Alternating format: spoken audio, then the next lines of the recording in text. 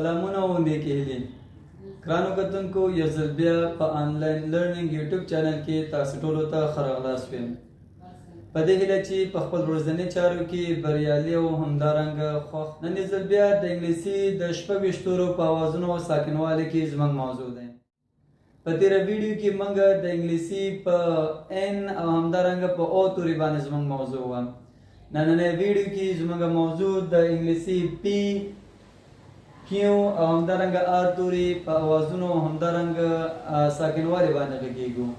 په دې هیله چې ویډیو تر پایه وګورئ او همدارنګه د نننۍ درس څخه یو څه زده کړئ د انګلیسي تورو په لړۍ کې نننۍ زموږ موضوع هغه د پی توری دی په انګلیسي کې د پی توری په ډېر ساده ډول سره د پ یا د پی اواز ورکوي یعنی په یاد لرئ چې د پی توری ګوره فی اواز نه ورکوي بلکې د پ اواز ورکوي د مثال په ډول سره پیپل پیپل پیپل ورپسې لغت کې پن فن نه ورګي پن پن اکثره شاګردان د فن تلفظ یا فی تلفظ پی غلط ده کوشش وکړئ پ تلفظ کړئ او ورپسې هیلپ هیلپ نو د پی تورې همیشه لپاره پ اواز ورکوي د پی تورې یو ساکنواله قاعده هم لري او هغه په دې ډول پی is not pronounced when it comes before s یعنی هر کله چې په یو لغت کې د اس تورې څخه مخکې د پی تورې استعمال شي پی خپل اواز له منځه ورکوي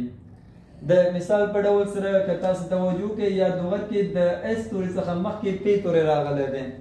نو لهذا د پی تورې خپل اواز نه افاده کوي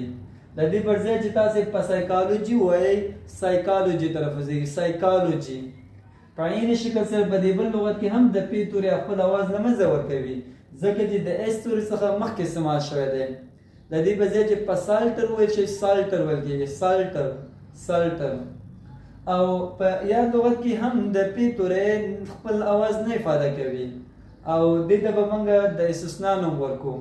په دې معنا چې داسې یعنې ډېر توري نشته چې په انګلیسي کې چې د ان مخکې پی استعمال شوی اوسي او پی خپل اواز له منځه ورکوي چونکې دغه لغت ډېر مشهور دی نو دلته هم د پی تورې خپل اواز له منځه ورکوي یا پی تورې خپل اواز نه افاده کوي نیمونیا فینومونیا نه ویل کېږي نیمونیا نو خلاصه دا شو هر کله چې د لغت په اول سر کې د اس تورې څخه مخکې پی تور استعمال شي پی خپل اواز له منځه ورکوي راځو ورپسې تورې زموږ د کیو دی د انګلیسي کیو تورې همیشه لپاره د ک اواز ورکوي یعنی هر کله چې تاسو کیو تورې تاسو په یو لغت کې ومومئ اواز به د کې غوندې یا ک اوسي خو په پښتو کې که چېرته تاسو یو لغت په قاب باندې لیکلی اوسي نو د قاب بدیل هم سره ځینې وختو کې کیو جوړیږي خو د کیو اواز همیشه لپاره دی لکه مثال کوین کوین نه ورګي کوین ورپسې لغت کویک کویک او ورپسې لغت کویسن کویسن که تاسو توجه وکړئ په یاد لغتو کې د کیو اواز ک ورکوي او یو یادونه دلته باید وکړو هغه دا after q u is mostly used په دې معنا هر کله د q توري څخه په دې معنا د q توري څخه وروسته اکثر اوقاتو کې د u توري استعمالیږي که تاسو توجه وکړئ په لغتو کې هم د q څخه وروسته u توري استعمال شوی دی او د q توري په انګلیسي کې کوم ځانګړی ساکنواله قاعده یا هم اصول نه لري راځو ورپسې توري د هغه د r توري دی په انګلیسي کې د آر تورې یا د ری اواز ورکوي لکه مثال په ډول سره رن رن ورپسې لغت کې وار وار او همدارنګه په دریم لغت کې د ر اواز ورکوي رولر رولر نو په یاد لغتو کې د آر اواز ر ده او کوشش وکړئ چې بیخي داسې واضحه آر هم مطلب لکه